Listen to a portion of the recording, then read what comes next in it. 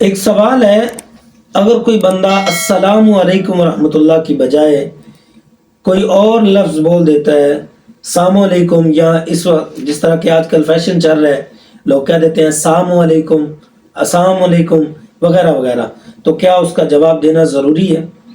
اگر کوئی شخص السلام علیکم کی بجائے کوئی اور لفظ کہے تو اس کا جواب دینا لازم نہیں۔ نمازی کو سلام کا جواب دینا لازم نہیں، چونکہ وہ نماز پڑھ رہا ہے، اللہ رب العزت کی بارگاہ میں حاضر ہے۔ اسی طرح کھانے والے کو سلام کا جواب دینا لازم نہیں ہے۔ مسجد میں بیٹھے ہوئے لوگوں پر سلام کا جواب دینا واجب نہیں، بلکہ ان کو سلام کرنا منع ہے، اس لیے کہ کوئی نہ کوئی تو ذکر الہی میں مشغول ہوگا۔ کوئی نماز پڑھ رہا ہوتا ہے تو سلام کرنے سے اس کی توجہ کٹ جاتی ہے، جو نماز میں خلل کا سبب بنتا ہے۔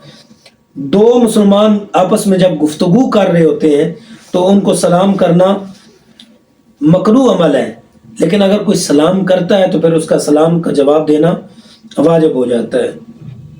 جب آپس میں ایک دوسرے سے ملاقات ہو تو پھر سلام کرنا اچھا ہے، باعث رحمت ہے، بلکہ سلام کرنے والا جنتی ہے۔